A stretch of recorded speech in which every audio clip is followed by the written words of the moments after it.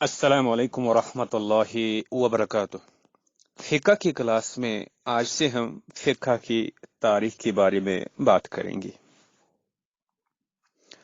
उलूम इस्लामिया में फिक़्ह वो फन है जिसने मुस्लिम दुनिया के ज़हीन तरीन अफराद को अपनी तरफ माइल किया, अट्रैक्ट किया है।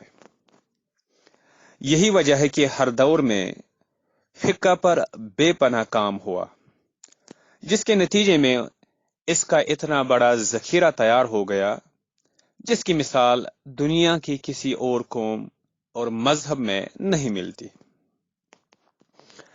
ऐसा नहीं है कि दीगर मजाहिब के यहाँ फिक़्ह का वजूद ही नहीं रहा, उनके यहाँ भी एक बड़ी फिक़ही रिवायत मौजूद रही है, मगर उसका दायरा इतना हमगीर और जामे नहीं था कि वो जिंदगी के तमाम मसाइल को अपने स्कोप में शामिल कर ले। इससे इस्तिस्ना एक्सेप्शन यहूदी मजहब का है, जिनके यहाँ एक तवील और वसी फिक़ही रिवायत मिलती है। हिंदुओं के यहाँ भी शास्त्रों के जमाने में एक बड़ी फिक़ही जखीरा मौजूद में आया, ताहम इसका इतलाक और अप्लाई उनके मुख्तलिफ फिरके मुख्तलिफ दर्जे में करते हैं। मुसलमानों के फिक़्ह की तारीख को हम मुतअद्दिद अदवार और पीरियड्स में तकसीम कर सकते हैं। नंबर 1, फिक़्ह अहद नबवी से पहले, यानी ज़माने कदीम से लेकर 622 ईस्वी तक, और उसके बाद दूसरा यानी पहला दौर, अब ये जो है ये है फिक़्ह इस्लामी की इब्तिदा और इर्तिका का, और ये है 622 ईस्वी से लेकर 757 ईस्वी तक, यानी 1 हिजरी से लेकर 140 हिजरी तक। तीसरा और जो कि दूसरा दौर है फिक़्ह इस्लामी का, वो है फिक़ही मकातिब फ़िक्र का इर्तिका का दौर, जो शुरू होता है 757 ईस्वी से और ख़त्म होता है 1009 ईस्वी में, यानी 140 हिजरी से लेकर 400 हिजरी तक। तीसरा दौर फिक़्ह इस्लामी का तीसरा दौर वो है फुक़हा का अखलाकी इन्हितात का दौर, जो शुरू होता है 109 हिजरी से 1009 ईस्वी से और ख़त्म होता है 1350 ईस्वी पर, यानी 400 हिजरी से लेकर 750 हिजरी तक। चौथा दौर है फिक़्ह इस्लामी का, वो है दौर जमूद, जो शुरू होता है 1350 ईस्वी से और ख़त्म होता है 1785 ईस्वी में, यानी 750 हिजरी से लेकर 1200 हिजरी तक दौर जमूद है फिक़्ह इस्लामी के। उसके बाद पांचवा दौर है दौर ज़वाल। दौर ज़वाल जो है वो 1785 से शुरू होता है और 1950 पर ख़त्म होता है, और हिजरी कैलेंडर के एतबार से 1200 हिजरी से लेकर 1370 हिजरी तक। और फिक़्ह इस्लामी का जो छठा दौर है वो है निशात सानिया का दौर, यानी निशात सानिया यानी दोबारा इस फिक़ही रिवायत और फिक़ही तारीख का यानी रिवायू होने का दौर, और ये शुरू होता है 1950 से लेकर अभी भी ये जारी है, यानी 1370 हिजरी से लेकर अभी तक। ये छठा दौर है फिक़्ह इस्लामी का। तो इस तरीके से ये जो फिक़्ह है, इसके फिक़्ह इस्लामी जो है इसके 6 दौर बनते हैं। पहला दौर यानी फिक़्ह इस्लामी की इब्तिदा और इर्तिका का दौर है, जो 622 ईस्वी से लेकर 757 तक है, 1 से लेकर 140 हिजरी तक। दूसरा दौर है फिकी मकादिब फिक्र का इर्तिका का दौर। तीसरा दौर है फुकहा का अखलाकी इन्हितात का दौर। और चौथा दौर है दौर जमूद। और पांचवा दौर है दौर जवाल। और छठा दौर है जो अभी जारी है वो है निशात सानिया का दौर। वाज़ह है कि इनमें ये जो हमने तारीखें बताई है ये बस तकरीबन ही है, क्योंकि किसी दौर के आगाज और इख्तिताम को बिल्कुल दुरुस्त मुतय्यन करना मुमकिन नहीं है। इन तारीखों में 25 से 50 बरस तक ऊपर नीचे किए जा सकते हैं।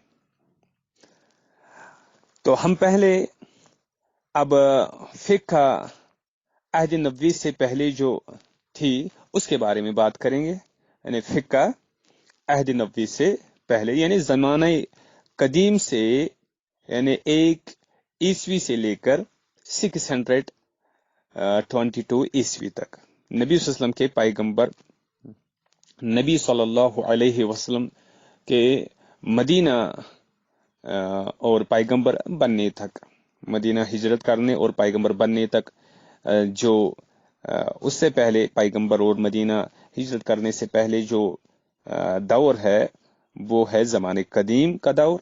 और उसमें फिक्का किस तरीके से रही है उसके सिलसिले में पहले कुछ गुजारिशात आपके सामने पेश करेंगे, उसके बाद बाकी कुछ दीगर चीजें।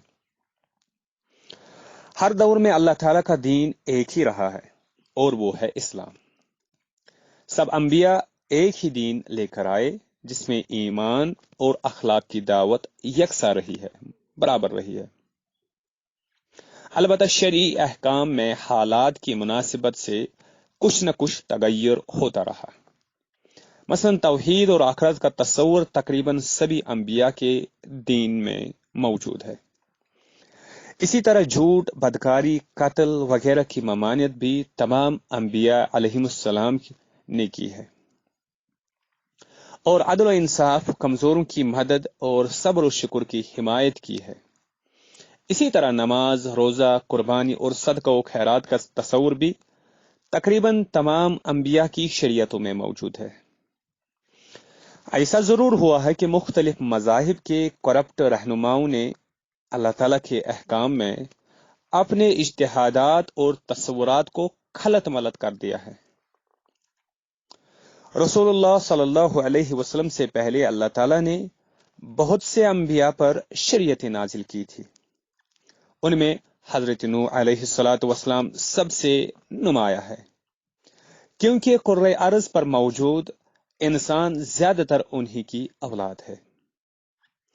वक्त के साथ साथ उनकी औलाद ने उनकी तालीमात को मसख कर लिया, मगर फिर भी ये किसी न किसी हद तक उनके मज़ाहिब का हिस्सा बनी रही। आपके बेटे याफिस की औलाद की एक शाख के लोग जो कि आर्या कहलाते हैं, जब हिंदुस्तान आए तो उन्होंने हिंदू मजहब की मौजूदा सूरत को जन्म दिया। हिंदुओं के यहाँ जो जमाना है वो है 500 BC से लेकर 500 CE तक। ये वो जमाना है जिसमें हिंदुओं का यानी फिकी उरूज का जमाना था। यानी हिंदुओं के यहाँ 500 BC से लेकर 500 CE का जमाना फिकी उरूज का दौर है। इस दौर में हिंदू फुकहा ने तफसील से जिंदगी के मुख्तलिफ मसाइल पर गौर किया और फिका के बहुत बड़े मजमुए मुरतब किए जो कि शास्त्र कहलाते हैं। एक जमाने में ये शास्त्र मुल्की कानून की हैसियत से भी हिंदुस्तान में नाफिज रहे हैं। अब से कई हजार कबल याफिस ही की औलाद के जो लोग रूस, चीन, जापान और उससे आगे समंदर पार करके अमेरिका में पहुंचे, उन्हें रेड इंडियंस कहा जाता है। ये लोग हजरत नूह अलैहिस्सलातु वस्सलाम की शरीयत को लेकर गए और अपनी जरूरत के मुताबिक उन्होंने हर इलाके में اپنی اپنی فقہ مرتب کی، جو کبھی تو مذہبی رسومات کی شکل میں اور کبھی ملکی قانون کی صورت میں مختلف علاقوں میں رائج رہی۔ حال ہی میں جنوبی امریکہ ساؤتھ امریکہ کی ان کا تہذیب اور شمالی و جنوبی امریکہ کی دیگر تہذیبوں پر جو تحقیقات ہوئی ہے، ان کے مطابق ان تہذیبوں میں شریعت کسی نہ کسی شکل میں موجود تھی۔ یعنی یہ جو ریڈ انڈینز ہیں، یہ جو یعنی شمالی اور جنوبی امریکہ کے جو دیگر تہذیبوں پر جو تحقیقات ہوئی ہے، ان کے مطابق ان تہذیبوں میں شریعت کسی نہ کسی شکل میں موجود تھی۔ دوسری جانب حضرت نوح علیہ السلام کے بیٹے سام کی اولاد عراق میں آباد ہوئی۔ یہاں حضرت نوح علیہ السلام کی شریعت ملکی قوانین کا حصہ بنی۔ بابل کے بادشاہ حموربی نے جو تفصیلی قوانین وضع کیے وہ اب بھی دستیاب ہے، اور ان کا موازنہ اگر اسلامی اور یہودی فقہ سے کیا جائے تو ان میں بڑی مماثلت نظر آتی ہے۔ حضرت نوح علیہ السلام کی شریعت کے اثرات کسی حد تک قبل مسیح کے یونان اور روم کے قوانین میں بھی نظر آتے ہیں، تاہم ان میں خدائی شریعت کے بجائے انسانی قوانین کا پلڑا زیادہ بھاری ہے۔ حضرت ابراہیم علیہ السلام کو جو شریعت دی گئی وہ نہایت ہی سادہ تھی۔ آپ کے بیٹوں اور اسماعیل اور اسحاق علیہ السلام نے اپنی اپنی اولادوں میں اس شریعت کو فروغ دیا۔ مثال کے طور پر ختنہ کی سنت آپ کے زمانے سے لے کر آج تک نسل ابراہیمی کی ان دونوں شاخوں میں چلی آ رہی ہے۔ رسول اللہ صلی اللہ علیہ وسلم کے زمانے تک دین ابراہیمی کی یہ روایت عربوں کے ہاں اگرچہ خاصی مسخ ہو چکی تھی، مگر کسی نہ کسی شکل میں موجود تھی، اور ان کے نیک اور دیندار لوگ اس کی پیروی کیا کرتے تھے۔ جاہلی دور کے عربوں کے بارے میں یہ معلوم ہے کہ وہ حج کیا کرتے تھے، بیت اللہ میں نماز پڑھتے تھے، قربانی کرتے تھے اور اعلیٰ اخلاقی اقدار کو اچھا سمجھتے تھے۔ رسول اللہ صلی اللہ علیہ وسلم کے جد امجد کعب بن لؤی باقاعدہ جمعہ کی نماز کی امامت اور خطبہ کے فرائض انجام دیا کرتے تھے۔ سیدنا ابراہیم علیہ السلام کی اولاد کی دوسری شاخ بنی اسرائیل کو جب روئے زمین کے مرکزی حصے کا اقتدار دیا گیا تو ان کے لیے ایک تفصیلی شریعت نازل کی گئی۔ اللہ تعالیٰ نے اس موقع پر حضرت موسیٰ علیہ السلام پر تفصیلی شریعت نازل فرمائی تھی، جو کہ اسلام ہی تھی۔ اس شریعت کی تفصیلات ہمیں تورات کی کتاب خروج ایگزوڈس اور کتاب استثناء یعنی ڈیٹرونومی میں ملتی ہے، اور بڑی حد تک یہ شریعت رسول اللہ صلی اللہ علیہ وسلم کی شریعت کے مطابق نظر آتی ہے۔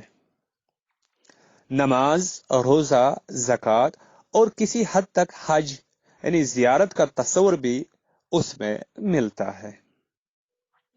نکاح و طلاق، معاشرت، معیشت اور سیاست کے قوانین بڑی حد تک اسلامی شریعت کے موافق نظر آتے ہیں۔ تورات کا مطالعہ کیا جائے تو یہ ایمانیات سے زیادہ فقہ کی کتاب محسوس ہوتی ہے۔ ایسا لگتا ہے کہ فقہائے یہود نے اپنی قوم کی تاریخ مرتب کی، جس میں کتاب اللہ، انبیاء کی احادیث، فقہا کے اجتہادات اور اپنی قومی تاریخ کو اکٹھا کر دیا ہے۔ یہود کا یہ فقہ حضرت داؤد اور حضرت سلیمان علیہم الصلاۃ والسلام کے زمانے میں اپنے عروج کو پہنچا۔ ان کے ہاں بھی انبیاء کی سنت کی روایت تواتر سے قائم تھی، جس پر لوگ نسلاً بعد نسل عمل کرتے چلے آ رہے تھے۔ یہودی فقہا کے ہاں یہ تصور موجود تھا کہ لکھی ہوئی تورات کے علاوہ اللہ تعالیٰ نے حضرت موسیٰ علیہ الصلاۃ والسلام پر جو وحی نازل فرمائی تھی وہ آپ نے اپنے ارشادات کے ذریعے لوگوں تک منتقل کی۔ اسے زبانی تورات اورل تورا کہا جاتا ہے، اور مسلم لٹریچر میں اس کا موازنہ حدیث سے کیا جا سکتا ہے۔ یہ زبانی تورات یہودی علماء کے ہاں سینہ بسینہ منتقل ہوئی۔ 300 BC سے لے کر 300 CE کے زمانے میں اسے لکھا گیا اور اس کی مختلف تشریحات انٹرپریٹیشنز کی گئی۔ ان سب کا مجموعہ تلمود کے نام سے مرتب ہوا، اور اب بھی یہودی فقہا اس کے مطالعے میں اسپیشلائزیشن کرتے ہیں۔ جب حضرت عیسیٰ علیہ الصلاۃ والسلام کا دور آیا، جو کہ ہم 6 BC سے لے کر 36 CE تک کا دور جو ہے، جب حضرت عیسیٰ علیہ الصلاۃ والسلام کا دور آیا تو آپ نے کوئی نئی شریعت پیش نہ فرمائی، بلکہ یہی فرمایا کہ میں تورات کو منسوخ کرنے نہیں بلکہ اسے پورا کرنے آیا ہوں۔ انجیل کے مطالعے سے معلوم ہوتا ہے کہ آپ کے زمانے میں لوگوں میں ظاہر پرستی کا رجحان خطرناک حد تک بڑھ گیا تھا، جبکہ شریعت کی اصل روح کو انہوں نے نظر انداز کر دیا تھا۔ آپ نے نہایت بلیغ انداز میں ان کے فقہا کو توجہ دلائی ہے کہ وہ مچھر تو چھانتے ہیں اور اونٹ نگلتے تھے۔ طہارت کے احکام کے بارے میں ان کی شدت پسندی کا عالم یہ تھا کہ پلیٹوں کو اچھی طرح دھو کر صاف کرتے، مگر یہ نہ دیکھتے کہ اس میں جو بظاہر صاف اور پاکیزہ کھانا بڑا ہوا ہے وہ دراصل حرام ذرائع سے کمایا گیا ہے۔ سیدنا عیسیٰ علیہ الصلاۃ والسلام کے کچھ ہی عرصے بعد سینٹ پال نے ایسے عیسائیوں کے لیے شریعت موسوی کی منسوخی کا اعلان کر دیا جو کہ بنی اسرائیل سے تعلق نہ رکھتے ہو۔ اس کے باوجود عیسائی علماء کی ایک بڑی تعداد شریعت موسوی پر کاربند رہی، اور اس کا نقطہ نظر کے بعض حاملین نبی کریم صلی اللہ علیہ وسلم کے زمانے تک موجود تھے۔ ہجرت سے پہلے اور اس کے چند سال بعد تک رسول اللہ صلی اللہ علیہ وسلم کا معمول بھی یہی رہا ہے کہ آپ پر جب تک وحی نہ آتی آپ یہود کی شریعت کے مطابق فیصلہ فرماتے۔ اگر وحی سے اس کی تائید ہو جاتی تو یہی اسلامی شریعت بن جاتی، ورنہ اللہ تعالیٰ اس معاملے میں کچھ مختلف حکم نازل فرما دیتا۔ سیدنا ابراہیم علیہ الصلاۃ والسلام کی اولاد کی دوسری شاخ بنی اسماعیل تھی، جس میں رسول اللہ صلی اللہ علیہ وسلم کی بعثت ہوئی۔ شریعت ابراہیمی کا کچھ حصہ ایسا تھا جو رسول اللہ صلی اللہ علیہ وسلم کے دور تک باقی رہ گیا تھا۔ اس میں نماز، روزہ، صدقہ و خیرات، حج، نکاح و طلاق اور ختنہ وغیرہ کے احکام تھے جن پر عہد جاہلیت میں عمل ہوتا تھا۔ اہل عرب نے ان میں بعض بدعات شامل کر رکھی تھی۔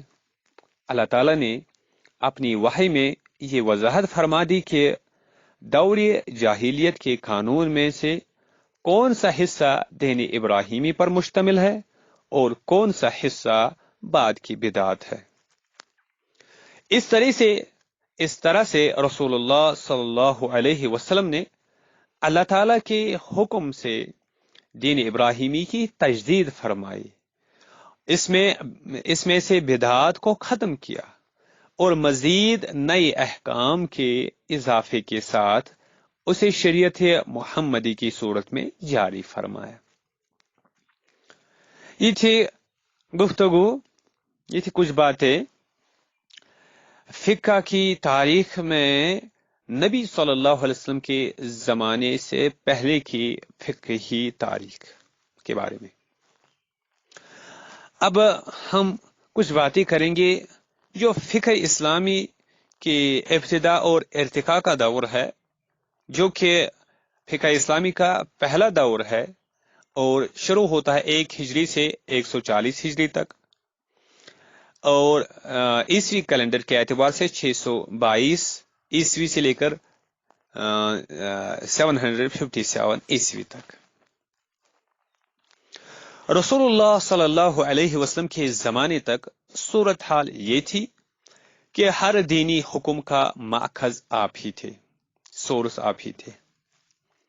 جب آپ کے صحابہ مدینہ سے کئی دور جاتے اور کوئی ایسی صورتحال پیش آتی جس کا حکم انہیں قرآن مجید یا سنت سے معلوم نہ ہوتا تو وہ اجتہاد کر لیا کرتے تھے۔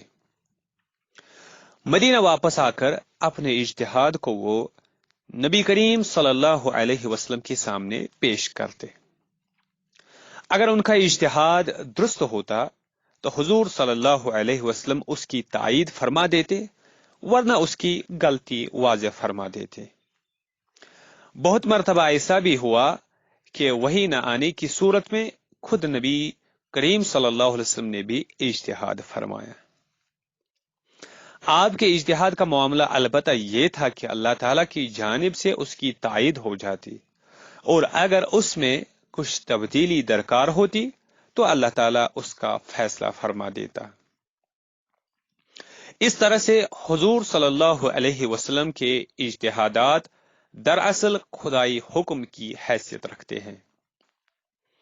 آپ صلی اللہ علیہ وسلم کے اجتہادات کا بہت بڑا ذخیرہ حدیث کی شکل میں موجود ہے۔ سیدنا ابو بکر و عمر رضی اللہ عنہما کے زمانے میں تمام اکابر صحابہ مدینہ میں اکٹھے تھے۔ جب کوئی نئی صورتحال پیش آتی تو ان صحابہ کو اکٹھا کر کے مشورہ کیا جاتا۔ اگر قرآن و سنت میں اس مسئلے کا جواب مل جاتا تو فبیہا، ورنہ صحابہ کرام مل کر اجتہاد کر لیا کرتے تھے۔ بعض صحابہ کو فقہ میں خاص مقام حاصل تھا، جن میں سیدنا عمر، علی، عائشہ، عبداللہ بن مسعود، ابی بن کعب، ابو موسیٰ اشعری، زید بن ثابت اور عبداللہ بن عباس رضی اللہ عنہم شامل تھے۔ ان صحابہ کے اجتہادات ہمیں متفرق طور پر احادیث و آثار کی کتابوں میں ملتے ہیں۔ آج کل بعض محققین ان میں سے ایک ایک صحابی کے اجتہادات کو اکٹھا کر کے ایک کتاب کی صورت میں شائع کر رہے ہیں۔ ان میں سب سے نمایاں کام شامی عالم ڈاکٹر محمد رووس قلع جی کا ہے، جنہوں نے حضرت ابو بکر، عمر، عثمان، علی، عبداللہ بن مسعود، عبداللہ بن عباس اور عبداللہ بن عمر رضی اللہ عنہم کے فقہ پر الگ الگ کتب شائع کی ہے۔ سیدنا عمر رضی اللہ عنہ کے زمانے میں جب اسلامی حکومت دور دور تک پھیل گئی اور صحابہ کرام کو مختلف علاقوں میں حکومتی اور تعلیمی ذمہ داریاں ادا کرنے کے لیے جانا پڑا تو اجتماعی اجتہاد کا یہ سلسلہ جاری نہ رہ سکا۔ ہر فقی صحابی نے اپنے اپنے علاقے میں لوگوں کی رہنمائی کا سلسلہ جاری رکھا، لوگوں کے سوالات کے جواب دیے، ان کے جھگڑوں کے فیصلے کیے اور ان کی دینی تربیت کی۔ اس کے نتیجے میں صحابہ سے اگلی نسل جو کہ تابعین کہلاتی ہے میں ایسے جلیل القدر فقہا پیدا ہوئے जिन्होंने इस सिलसिले को आगे जारी रखा। ताबीन के मशहूर फुकहा में उर्वा बिन जुबैर, ज़ैनुल आबिदीन, सईद बिन मुसैब, खारिजा बिन ज़ैद बिन साबित, कासिम बिन मोहम्मद बिन अबू बकर सिद्दीक, अता बिन यसार, इकरमा मौला इब्न अब्बास, हसन बसरी और मकहूल रहमहुमुल्लाह शामिल है। इन हजरात की काविशों से अगली नस्लों में बहुत से फुकहा तैयार होते चले गए। पहली सदी हिजरी के इख्तिताम तक सूरत हाल ये थी कि हर इलाके में फुकहा मौजूद थे और लोगों की रहनुमाई किया करते थे। हर फकीह अपनी समझ के मुताबिक लोगों के सवालों के जवाब देता। अदालतों में काजी भी मुज्तहिद हुआ करते थे और दीगर मुज्तहिद फुकहा की मदद भी लिया करते थे। उस जमाने में कोई फिकी मसलक मौजूद न था और न ही लोग किसी खास फिक्र की पैरवी किया करते थे। उस जमाने में इल्म ज्यादातर सीनों में महफूज किया जाता था। शागिर्द अपने असातिज़ा के लेक्चर सुनते और उसे अपनी नोटबुक में दर्ज कर लेते। फिर उस नोटबुक को उस्ताद के सामने पढ़कर ये कन्फर्म कर लेते कि उन्होंने जो लिखा है वो दुरुस्त लिखा है, वो दुरुस्त लिखा है, वो दुरुस्त है। फिर यही मामला उनके शागिर्द उनके साथ करते। 133 हिजरी यानी 751 ईस्वी में मुसलमानों की टेक्नोलॉजी तारीख का अहम तरीन वाक़ा मुसलमानों की टेक्नोलॉजी में तारीख का अहम तरीन वाक़ा पेश आया।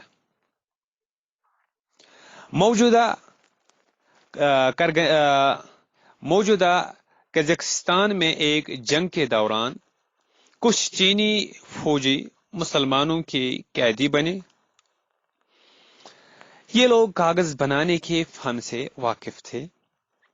उस जमाने में चीन ही पूरी दुनिया को कागज एक्सपोर्ट किया करता था, क्योंकि चीनियों ने कागज पहली सदी ईस्वी ही में ईजाद कर लिया था। मुसलमान भी चीन ही से महंगा कागज खरीदा करते थे। उन कैदियों से मुसलमानों ने ये फन सीख लिया, जिसके नतीजे में पूरे आलमी इस्लाम में कागज बनाया जाने लगा। इसके नतीजे में बड़े पैमाने पर हाथ से लिखी हुई किताबें लिखने के फन का आगाज हुआ। इस तरीके से मुस्लिम दुनिया में कागज के आम होते ही तमाम उलूम व फनून में कम व बेश वैसा ही इनकलाब बर्पा हुआ जैसा कि 15वीं सदी ईस्वी में प्रिंटिंग प्रेस या 20वीं सदी में कंप्यूटर की ईजाद से एक बहुत बड़ी तब्दीली वाक़ा हुई थी। फिक़्ह चूंकि लोगों की रोजमर्रा की जरूरत की चीज थी, फुक़हा लोगों के सवालात के जवाब दे रहे थे और काजी उनके मुकद्दमात निपटा रहे थे। इस वजह से फिक़्ह का इर्तिका दीगर उलूम की निस्बत ज्यादा तेजी से हुआ। फतावा की कुतुब मुरत्तब की जाने लगी। उस दौर में किताबें लिखने का तरीक़ेकार ये था कि एक मुज्तहिद की तमाम इज्तिहादात को एक जगह इकट्ठा कर दिया जाता। इस अमल को फन हदीस से बहुत तक़वियत मिली, क्योंकि मुहद्दिसीन सहाबा किराम के नामों की तरतीब से कुतुब हदीस तैयार कर रहे थे, जिन्हें मुस्नद कहा जाता था। आज की क्लास में इतना ही। इंशाअल्लाह अगली क्लास में मजीद कुछ बात करेंगे।